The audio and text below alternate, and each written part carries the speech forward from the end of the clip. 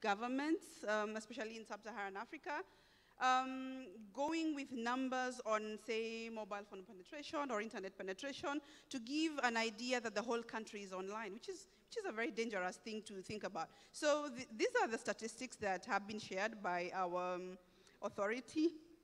And so the numbers given are that 88%, we have an 88% mobile penetration, which is really amazing when you think about it, that 88% of the population has mobile connectivity, and we have internet penetration of 31%, which is not really the truth.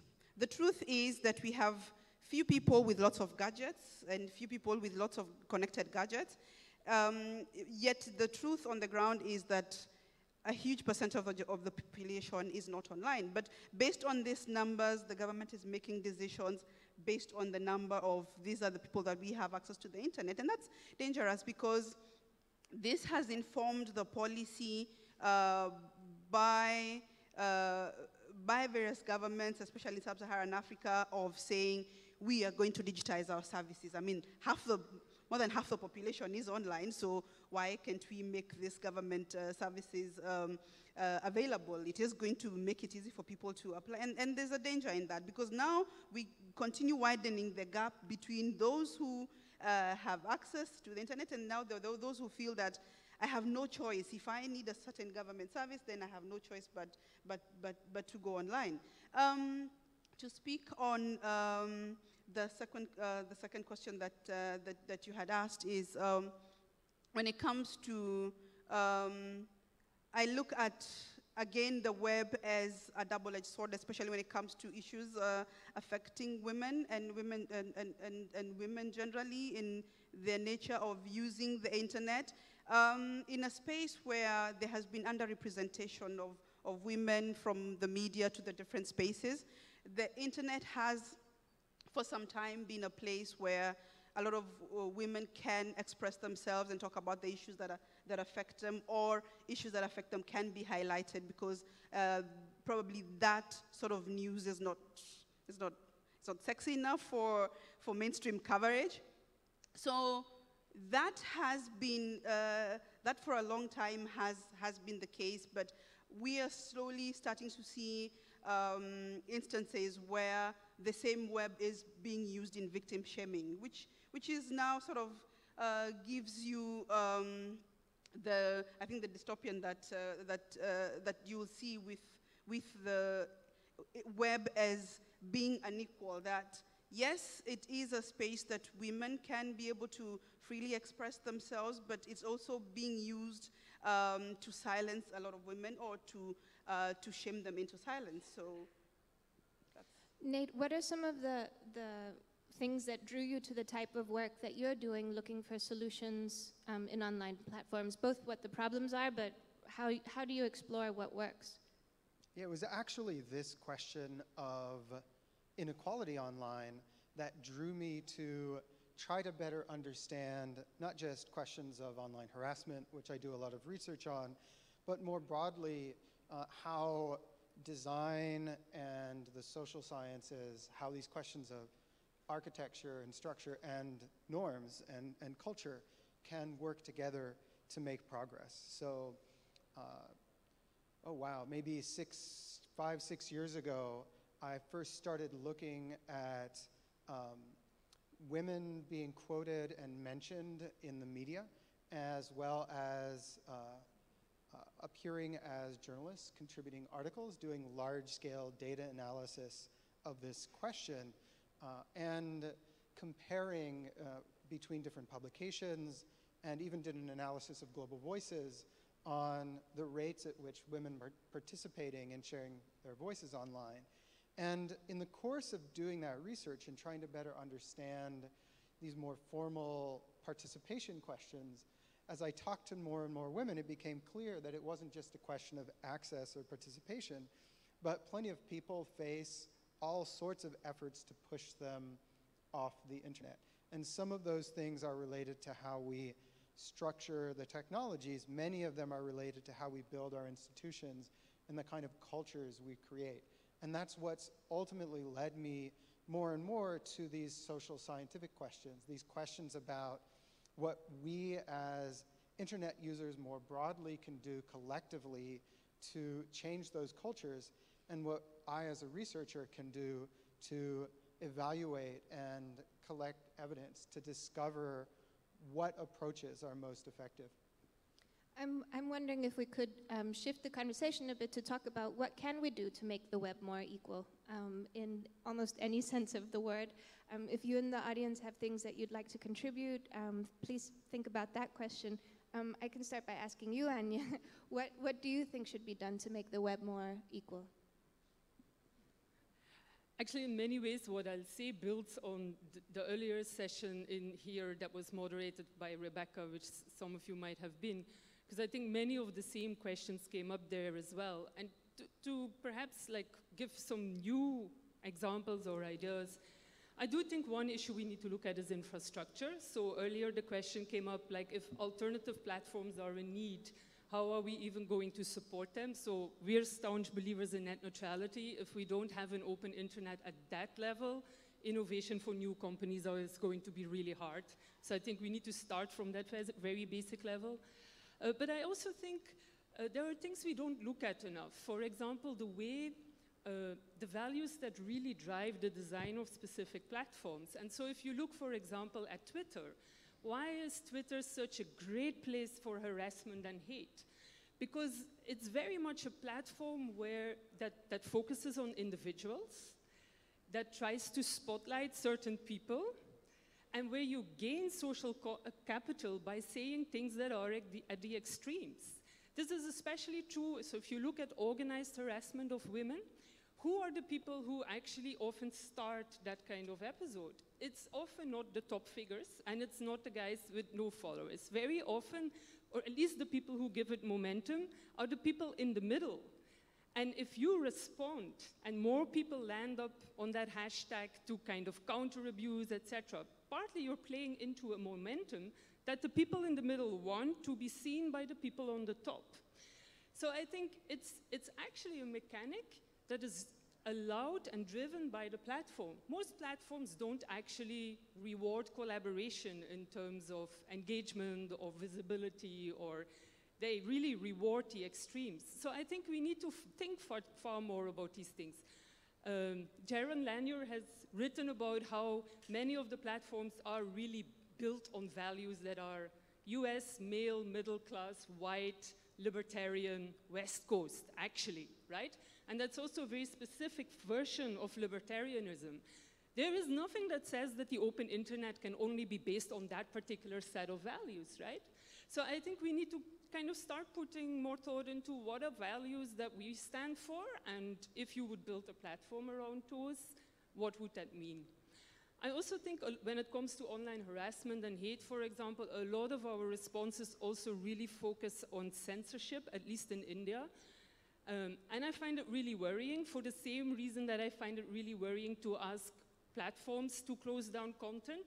A lot of censorship, at least in a country like India, is, and I'm quite sure elsewhere as well for that matter, is actually used against the people who it claims to protect.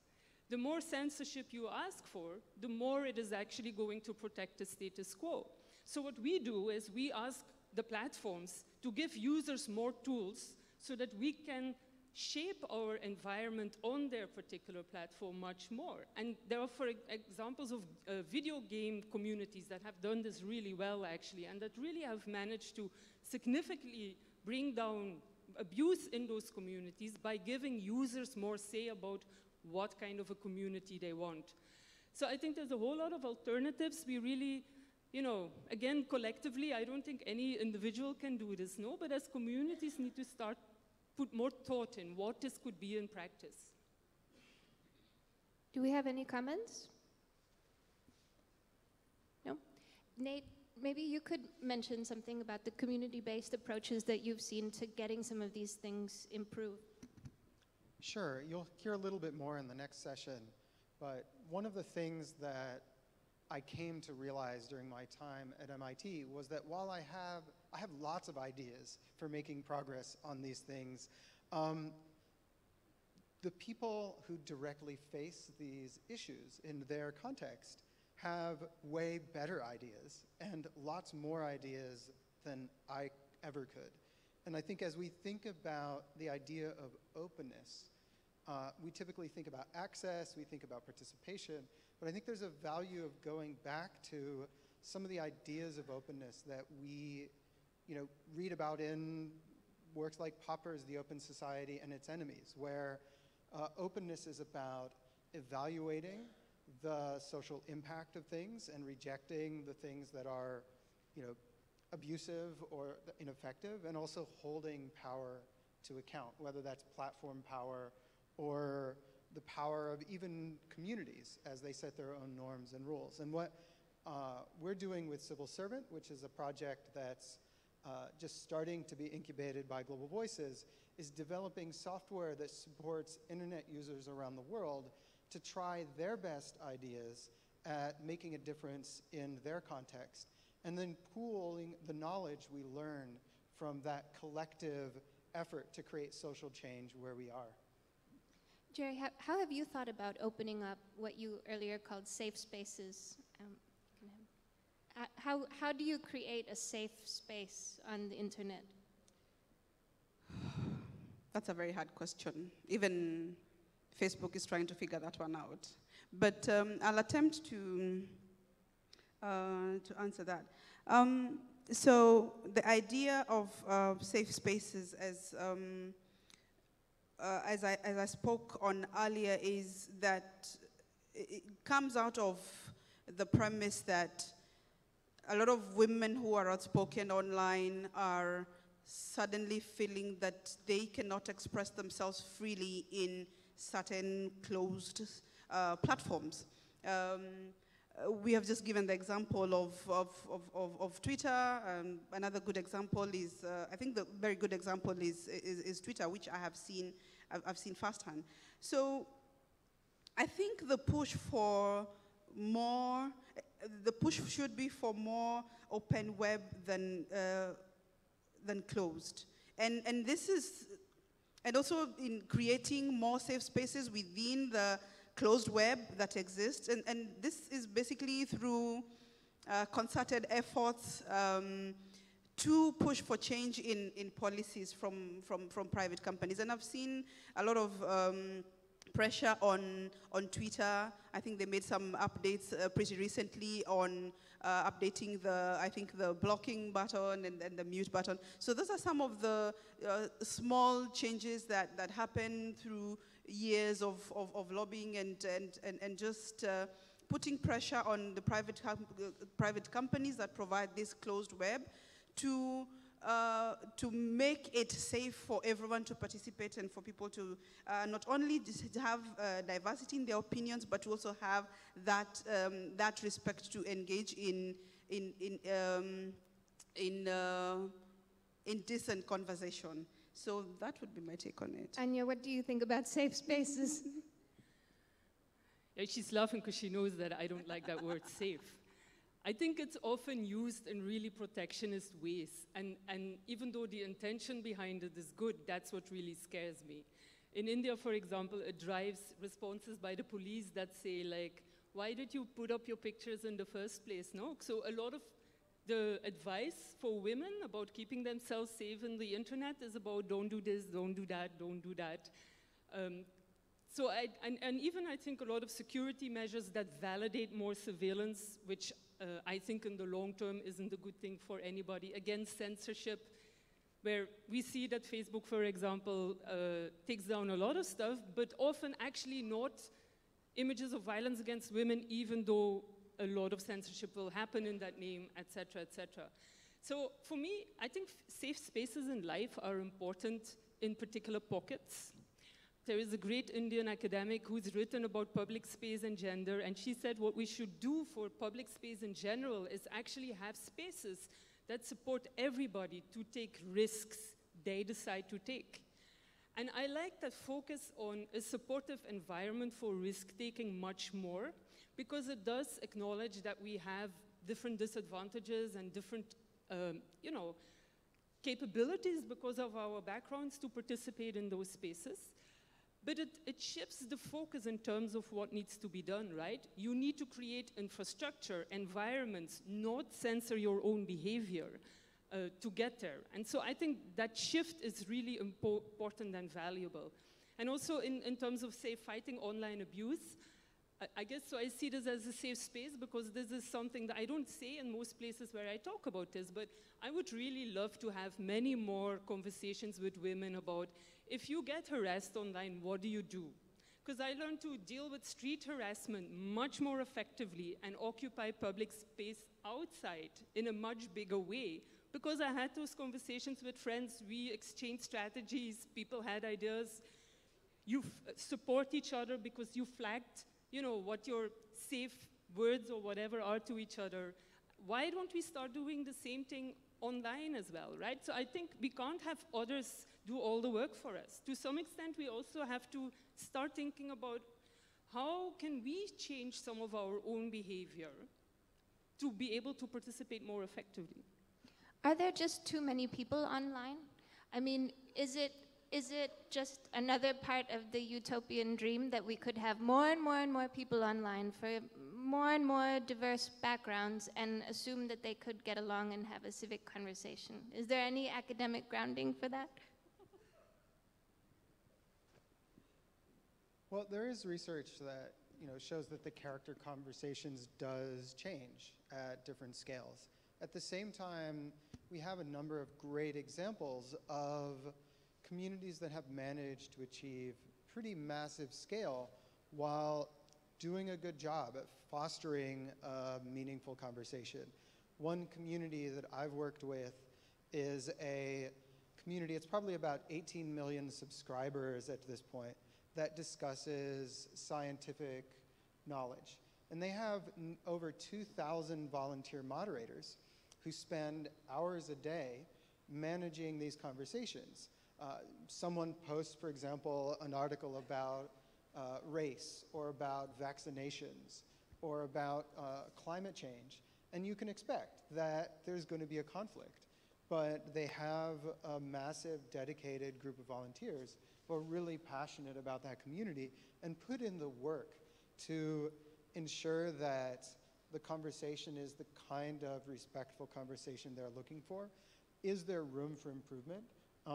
Yes, I've worked with that community to test improvements, but I do think that where people do care about the conversation and are able to find the energy, the resources, the emotional capacity to maintain communities at scale, they can be beautiful, amazing, and powerful things in the world. I'm eager to hear suggestions from the audience, anecdotes about civic participation efforts that have been really impressive where you live.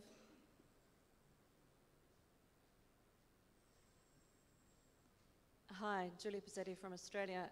There's a great case study focused on Rappler in the Philippines. A woman called Maria Ressa, who's the editor-in-chief of Rappler. She's been the subject as her reporters of graphic and prolific online harassment, and they've taken a really creative approach to dealing with the problem, and the problem is a combination of gendered online harassment and state-sponsored sock puppet networks and so on. So it's really complex problem they're dealing with. One of the ways she responded was to turn the lens of investigative journalism on the networks and to harness the power of their community, which was very much, even though founded by traditional journalists, very much focused on audience engagement and social communities. I'm just tweeting out a link to that case study. It was published in a book about journalism safety by UNESCO, but it's a great one. It's incredibly instructive. So there's one contribution. Thanks. There's a comment in the front. I'm Watch from Nigeria. I think one of the impressive online, or I say, on civic engagement has been one that we started as a joke in Nigeria, specifically on Twitter Nigeria. I would like to give a background. Prior to the 2015 general elections in Nigeria, the conversation within the Nigerian Twitter community was very bitter and full of and full of bile, precisely because there were two main parties, those in the opposition and then opposition and then ruling parties, and each of them had their own, you could say, army of paid gongs who are always there tweeting and trying to raise up support for their candidates. Then together then, prior to that, it started as a joke, but gradually it took up a great significance. We try to use satire as a means of civic engagement to try to diffuse the rather strange and very strong polemics then, because it became so bitter that it was practically impossible to try to possess any other or even advocate any other political belief or as it were then in Twitter Nigeria. And this civic engagement or tool was what we called then the True Cabal. And gradually what we started doing was to now use the same polemics that we are being used or employed by these political Twitter influencers to change the conversation, but basically through humor and satire. For instance, I mean, I'll tweet at a friend that, yeah, I just caught you carrying the election box, and then he would tweet back and say that the police is after me. And gradually, the True Cabal became a movement. So every year we have a mock election, and the elections are in such a way that it's more or less mirrors the type of experience you have, because it's in the end it's now about 3 or 4 years old now, and it's going. We just had a satire festival in Abuja, Nigeria, for the first time, bridging that gap, as it were, from the online community to offline. But it's one of those things that I do think that is quite important when talking about making the web equal, and which means that it's not just an issue of deploying infrastructure. It also entails a lot of listening from the inventors, the innovators, the intellectuals in media and communication studies in the global north, trying to listen to other experiences and contexts, that because the nuances in this, for instance, in the global south, where Nigeria finds itself, is totally different. And that's where exactly the issue of equity is much more important than equality. Why make the world equal? Let's make it more equitable. Thank you. Anyone else?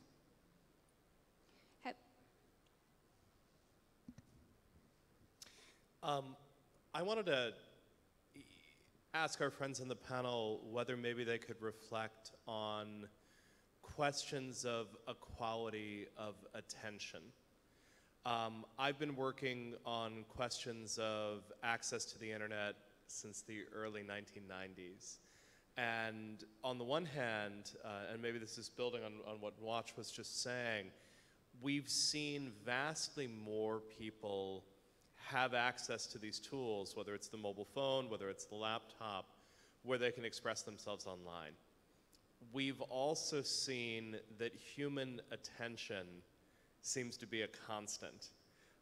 It's maybe expanded a little bit, but it hasn't expanded as rapidly as our ability to communicate. So again, maybe within an equity framework, as we work on getting more equal access to the internet, how are we going to deal with this question of access to attention? If we're suddenly at the point where 3, 4, 7 billion people are writing online, do we all have equal opportunity to be heard? How would we have an equitable opportunity to be heard? Oh, my name's Ethan. I'm from the US, although I'm a little embarrassed about that these days.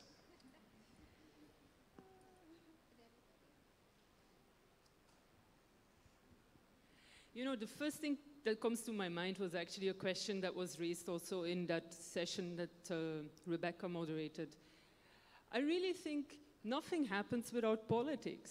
And I think the current age makes that even more clear. And when I say politics, I mean the hard work of collaboration and movement building, right? So the way I look at it, because I see there is a real challenge. I also see that I didn't really know the extent of racism black people in the US had to face until Black Lives Matters happened. And in India, you see young Dalit feminists together, suddenly claiming space, speaking up, asking space and respect for their perspectives in ways they did not do before, were not heard before, right? I think all of that has, as all movements, background history. So I think the thing is to continue to organize around these things and to continue to support them. And I do think the way global politics is going, it's just becoming more and more evident that we cannot escape doing that hard work. So I think the internet, as long as it remains open, the more open and inclusive it is, the more chance we have, provides a platform for new voices to be heard. For them to really get the attention they need, there is a larger ecosystem needed that supports them in claiming those spaces. Individually, our inequalities will continue, I mean, our backgrounds, where we come from, etc., that will continue to hound us to some extent. So, thank you for asking that question, Ethan, because of course this is the Global Voices Summit, and that question of inequalities of attention is one of the motivating questions of this amazing gathering of people. I feel like, you know, there are different ways that people have attacked that question, and you have explored many of them over the years, Ethan. In many ways, Global Voices seized upon the potential of the internet to change how attention and information gets distributed by increasing the supply of diverse voices online. And Global Voices has done an amazing job at bringing together perspectives that people might not have been able to access otherwise. You know, the tricky parts of the equation have been the demand and the distribution. And where I have some hope is a finding from Matt Sulganic and Duncan Watts, a paper on artificial inequality in online networks, where they were looking at music rankings in a kind of a fictional online music store. And they found that if you reverse the order of the rankings, so if instead of putting the best music at the top and the worst music at the bottom, you put the worst music at the top and the best music at the bottom, you could actually cause people to like create a self-fulfilling prophecy that made the worst music the most popular. And if it's, you know, that's one of the risks and dangers that we're now confronting around the ways that algorithms and like coordinated actors are skewing attention online and kind of gaming human nature and gaming platforms. But I have hope that we do have avenues at our disposal for adjusting the design of systems, for adjusting collective behavior in ways that can make the distribution of attention more equal and more just. Yeah. And I mean, just still thinking about that same question, it does also show up other areas of openness that we didn't really discuss. I think if we don't want inequalities to get further worsened because of the internet, questions of, for example, algorithmic bias are also really important. And I think that's becoming increasingly difficult with the internet, that as the technologies that are developed get more complex, we don't always, it becomes more and more difficult to really know what goes in, what comes out, and how that affects individuals. And I think algorithmic bias especially has been highlighted for kind of individualizing disadvantage and kind of making the structural aspects of that disappear. I think those are really dangerous trends, not that algorithms are necessarily always bad, but I do think those are really important areas to keep watching, specifically from those perspectives of equity and equality. I'd say another area that is opening up as a new space for inequality is having the luxury to disconnect.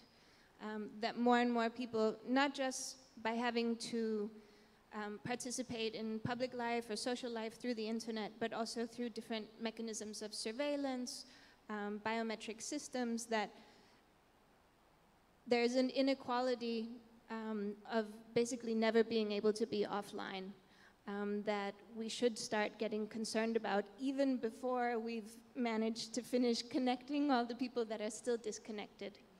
Have you thought about that before?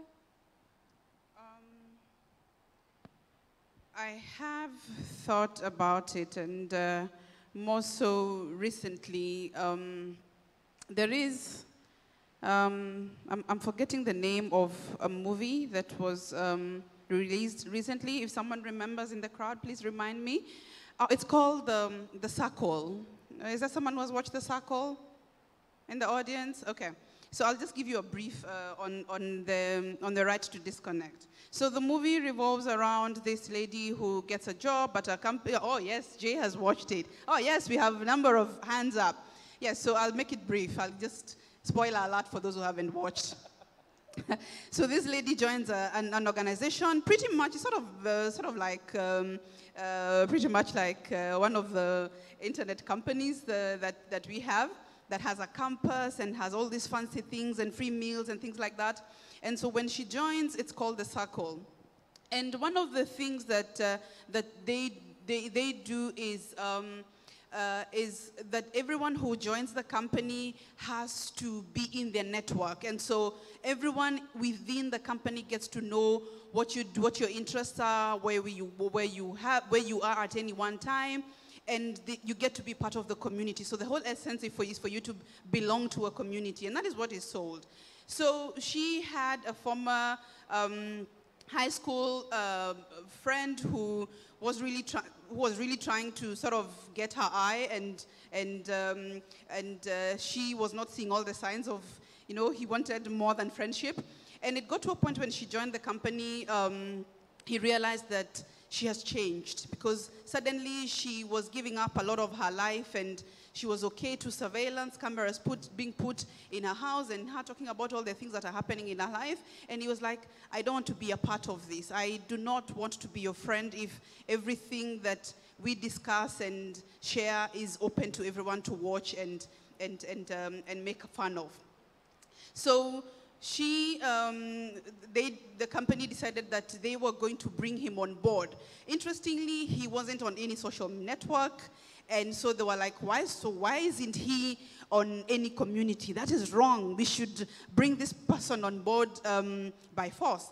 And so they attempted to. They they crowdsourced to find where he was, and so there were these people who had camera phones going to his house and trying to get him out so that he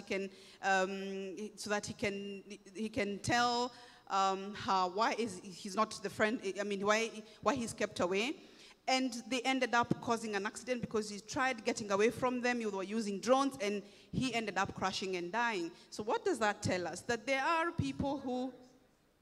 Oh, sorry. I just said, spoiler alert. Yeah, everyone left, right? Everyone who didn't see it left. Spoiler alert, okay? But it's to drive a point. It's to drive a point that there are those of us who will go through everything possible not to be connected. And we have to respect that.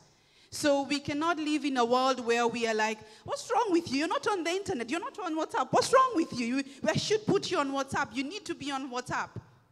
We need to respect the choices that people make, especially when it comes to, do I want to be a part of social media? Because suddenly it's become the internet is social media. So whether I'm using the aspects of the internet and I'm not on social media, there's something wrong with me. We need to stop thinking that way, because there is a reason why there are those who have chosen not to be part of social media. There's a reason why they have chosen not to be on social media. And it's increasingly becoming a problem that we feel there is a problem with that person who's not on WhatsApp. There's a problem with that person who's not on Facebook rather. And that sort of creates another inequality, because we cannot live in a world where we all agree. And we cannot live in a world where we are we are bypassing people's fundamental rights not to participate. Yeah, we need to respect that. So I want to maybe question your question, Solana, because I'm not sure there's an inequality in who's able to avoid surveillance, because I fear we've reached a point where even the most capable people find it very difficult to avoid surveillance. There was just a study published by my colleagues at Princeton that shows that for certain phones, when you turn off location services, the phone keeps on tracking you. You know, I think when we think about the massive data collection that's done of our behavior online, of our physical locations, I think where we end up having to worry about inequality is less in the area of like who can disconnect and opt out of those things, and more in terms of how the uses of the data from that surveillance ends up reinforcing inequalities by putting further constraints on people who are disempowered, by training AI systems that then reinforce the discrimination that is already in society. I wish we had some more opening. So is the silver lining that the internet is equal in its oppressiveness? I'm not sure it's silver, but yes. I mean, it's not. That's the thing. I'm thinking of India has this unique identification system called Aadhaar, where the government tries and gets everybody to get this unique number, which you need for more and more things. And more than 1 billion people have that number. And I'm one of those who don't. And some of my friends don't either. But it's a very clear sign of privilege, right? That we are able to continue to opt out of that. And that meant I had to sign away certain benefits, but I could afford to sign away those benefits, and many people can't, right? So I don't think the internet is equal in its oppressiveness. I do think, though, that, I mean, another example actually is when people say this thing of about privacy, or like why surveillance is bad, and when you get that response, if you have nothing to fear, if you have nothing to hide, you have nothing to fear. And again, I think that is a response that really comes from privilege, right? Because what does surveillance do? Surveillance is there to police. It polices norms, it polices behavior, it polices people. And who are the people who are actually harmed by that the most? Those who deviate most from the norm. So the stronger there is a desire on the part of the authorities in a country to maintain the status quo, the more danger it is for everybody who deviates, no matter how small, right? Whether it's journalists who want to say things that the powers that be don't like, whether it's people with alternative sexualities or whatever. It's really about policing the norm. So I don't think in practice, even though we might all be targeted in the same way, in practice it's not equally oppressive to all, right? Do you want to disagree with that? No, I think that's exactly right. Okay, yeah, I mean, with issues of algorithmic bias and those kinds of things, there's no doubt that the data that's collected, even if it is collected from all of us, is used in very different ways. Any final comments? Oh, well, my name is Ellery. I'm the advocacy director at Global Voices, and I guess one of the things that I wonder is, I mean, Anya, you're talking about the way that digitization affects people differently, digitization by the government, But when it comes to private companies and the ways that they do those things and what the rules are, we kind of only know a little bit about the policies and rules that companies use to manage our data and our speech.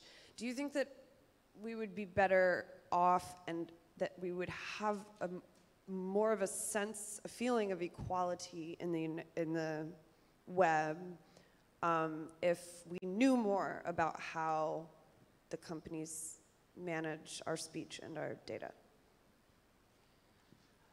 For me, transparency is a means to an end, right? And transparency about a really bad system is still bad. So it will be slightly better.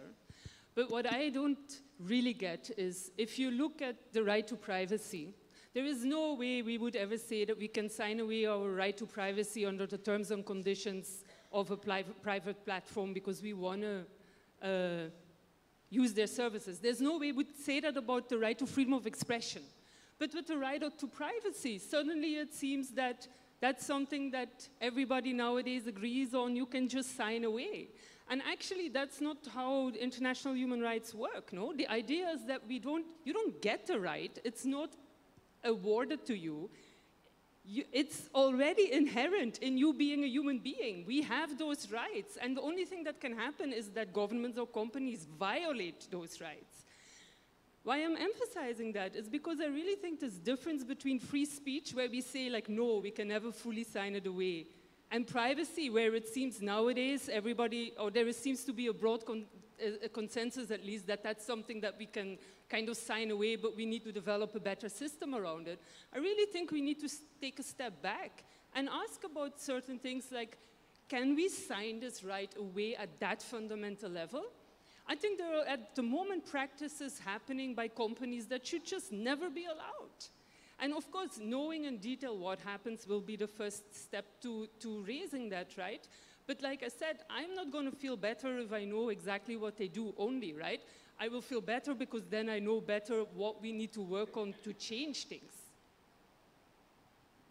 Have we become too complacent about both things like privacy and data and how it's used, but also about these platforms that we're unhappy with the interactions, the hate speech?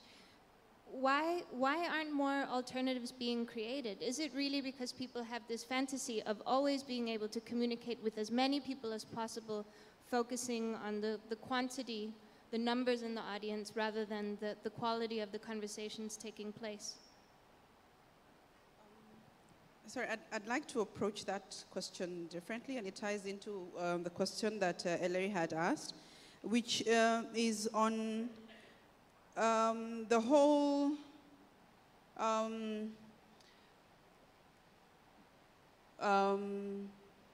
the way that social platforms, social media platforms, how they have been structured is that they give you free access to their services, and for that they receive, they get to collect data about you.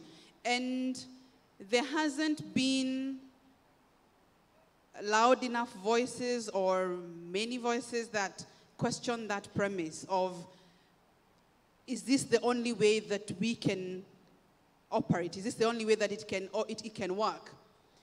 Perhaps what we need to be looking at is, maybe it's time that we got paid versions of social media platforms. Like that should be an option.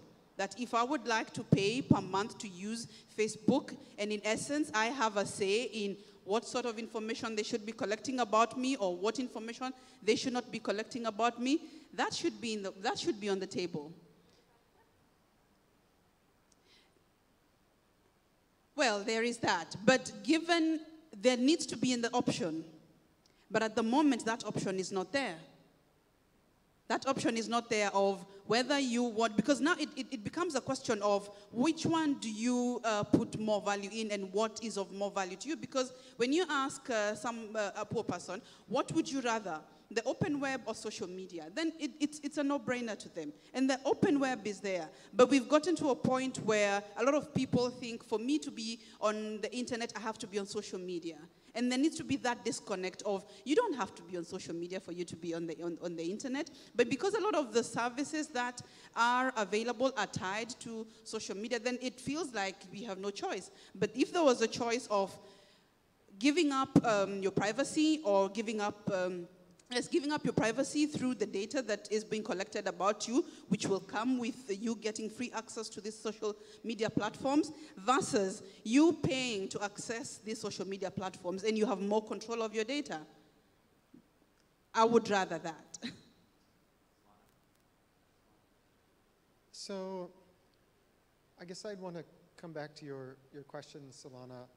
I think that sometimes we fail to recognize the amazing work that is happening because maybe it doesn't have a PR team, or maybe it isn't branded, or have a large investment amount in the stock exchange like a company. When you look at, for example, the number of staff that a company like Facebook has hired to work on online harassment, which at the last count was around 7,500 moderators, it seems like they're doing a lot. And you might think, oh, why isn't the public doing anything? But when you look at the actual number of people who, just in the United States, who've taken some action to intervene on online harassment, about 46% of internet users, that's nearly 100 million people. And so I think sometimes when we look for alternatives and we say, where are they? It may be because we just haven't seen the good work that people are doing. That was certainly what I discovered when I analyzed Global Voices' data, thinking the internet is full of gender inequality. I just wasn't looking in the right place. When I looked at this amazing community, I saw what had been achieved here. And I think we have a lot to learn by turning our lenses to other parts of the world. That is a great comment for us to end on. I think we all would encourage ourselves and everybody else to seek out those civic conversations online that we want to see, to lead by example, and to support Global Voices, which is wonderful. Bye.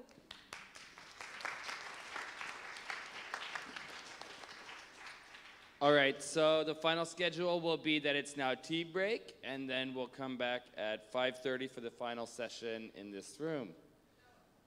Yeah? Okay, for the thing that happens next. Sorry.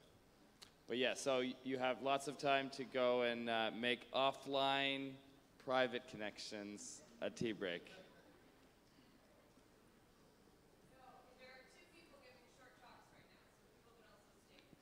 Oh, right now? Okay, through the tea break. I'm sorry. Don't go anywhere. I'm a terrible... Here we go. Thanks for trying to save the day. So yes, we have two quick spotlights